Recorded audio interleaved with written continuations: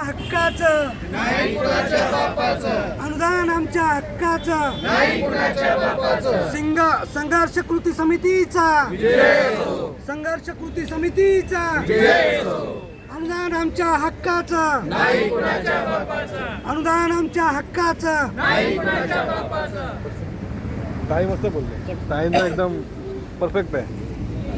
महिन्यापासून हे आंदोलन सुरू केलेलं आहे.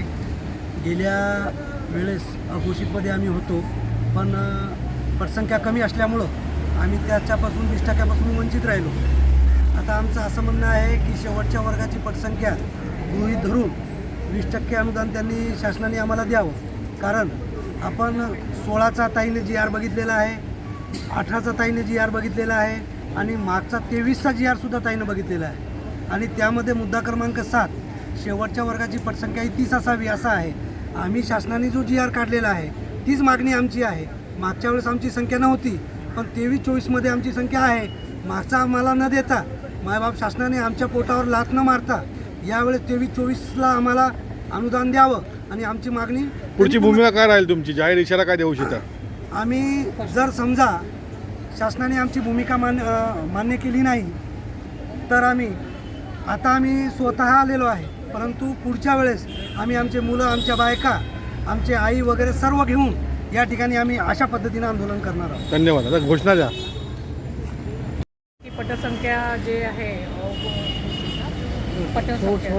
शेवटच्या वर्गाची 23-24ची म्हणजे 22-23 सरकार द्यायची बोलत आहे, पण 23-24ला पण द्यावी एवढी मागणी आहे. जर आज महाराष्ट्रात बघितलं आपण तर शिक्षक हा एक डॉक्टर, इंजिनियर घडवणारं असतं आणि शिक्षकांना जर दुर्लक्ष केलं तर ते योग्य नाही आहे. कारण की सगळ्यांना डिग्री आहे, फक्त शिक्षकांना डिग्री नाही आहे. माझं एवढंच मत आहे की त्यांना जे पण अडचण आहे सरकारने, आणि GR पण आहे की प्रत्येक GRमध्ये मेन्शन आहे की शेवटची पटसंख्याला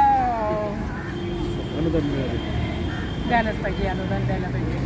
आणि जर ज्यावेळेस आम्ही अघोषित आणि घोषित केल्यानंतर याच्यामधले 2300 बाकी होते पटसंख्याचे, आता त्यांनी पात्र करून टोटल कमीत कमी 1500 लोक आहेत.